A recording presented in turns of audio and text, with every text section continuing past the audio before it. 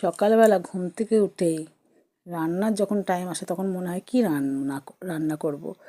শুধু রান্নার চিন্তা হয় কী রান্না করব, প্রত্যেক দিন একটা টেনশন।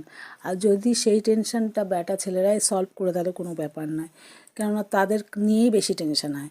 তো আমার হাজব্যান্ড বললো যে ভেন্ডি মশলা করো, আমার ছেলেও ভালোবাসে, আর বেগুন আলু ডাঁটার ঝাল দেওয়া করো, তো সেটাও ভালোবাসে। তো একটা রান্না যদি সবাই ভালোবাসে তাহলে দেখবেন অতটা চিন্তা হয় না। আর যদি বলে যে না আমি এটা খাই না, আমি ওটা খাই না, তখন ওর জন্য আলাদা করতে হয়। ওই জন্যে ভেন্ডি মশলাটা তো সবাই খায়, আমার হাজব্যান্ডও খায়, ছেলেও খায়।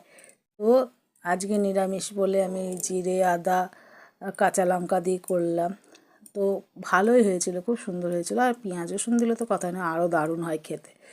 তো এটা যখন মশলাটা দিয়েছি, মশলাটা ভালো করে কষিয়ে নিয়ে তারপরে ভেন্ডিটাকে আমি ভালো করে ধুয়ে নিয়েছিলাম, কেটে নিয়ে তারপরে একটু চিড় দিয়ে তারপরে ওটাকে তেলে একটু ভেজে নিয়েছিলাম। ভেন্ডিটাকে আগে ভেজে নিতে হবে, ভেজে নিয়ে নামিয়ে নিয়ে তারপরে কড়াইয়ে তেল দিয়ে একটু পাঁচফোড়ন দিয়ে তারপরে মশলাটাকে দিয়েছি। মশলাটা একটু কষে এসেছে তখন তখন ভেন্ডিটাকে দিয়েছি। ভেন্ডিটাকে কষিয়ে নিয়ে তারপরে হালকা হালকা যখন তেল ছেড়েছে তখন ভেন্ডিটাকে নামিয়ে নিয়েছি। আর করেছিলাম উচ্ছে আলু ভাতে। আর এই যে ভেন্ডি মশলা দেখেন হয়ে গেছে আমার, আর ডাঁটার ঝাল কড়াই